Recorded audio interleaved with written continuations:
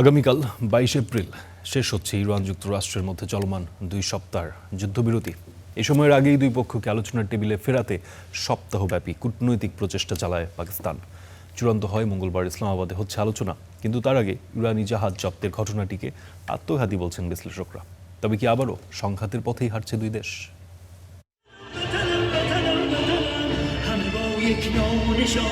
মার্কিন ইসরায়েল আগ্রাসন যেন গোটা ইরানকে এক সুতোয় কেটেছে। রাত কি দিন তেহরানের রাজপথ এখন ঠিক এই রকম। নানা আয়োজনে সরকারের প্রতি সমর্থন জানাচ্ছে মানুষ। কখনো শিশু হত্যার প্রতিবাদ কিংবা ট্রাম্পের হামলার হুমকিকে সম্মিলিতভাবে উপেক্ষা করে রাজপথে নেমে আসছে সব বয়সী নারী পুরুষ। ইরানের সরকার আর মানুষ যেন একই ভাষায় কথা বলছে। আমরা যুদ্ধকে ভয় পাই না। যদি আমাদের উপর ধারাবাহিক হামলা চলতেই থাকে, তবু আমরা আরও এগিয়ে যাব। পরিস্থিতি যেদিকে গড়াচ্ছে তাতে ইরানের দাবির কাছে যুক্তরাষ্ট্র ও ইসরায়েলের আত্মসমর্পণ করা ছাড়া আর কোনো পথ নেই।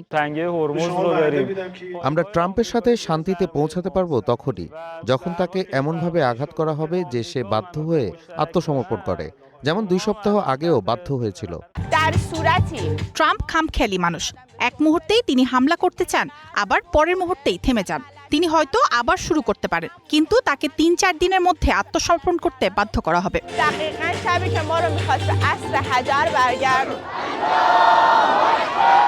ইরানের সরকার ও দেশটির জনগণের এই অনড় অবস্থা তখন যখন পাকিস্তানের সম্ভাব্য আলোচনা বয়কট করেছে তেহরান।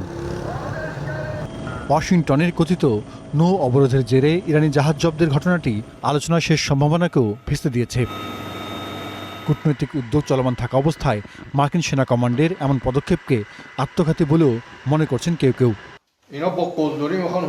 ইরানের প্রেসিডেন্ট মাসুদ পেজেশকিয়ান বলেছেন, বরাবরের মতোই ট্রাম্প প্রশাসন কূটনীতিকে বিশ্বাসঘাতকতার পথে ঠেলে দিয়েছে। প্রশ্ন উঠেছে, এই পরিস্থিতিতে ইরান কি আবারও আলোচনা টেবিলে ফিরবে নাকি সংঘাতই অনিবার্য?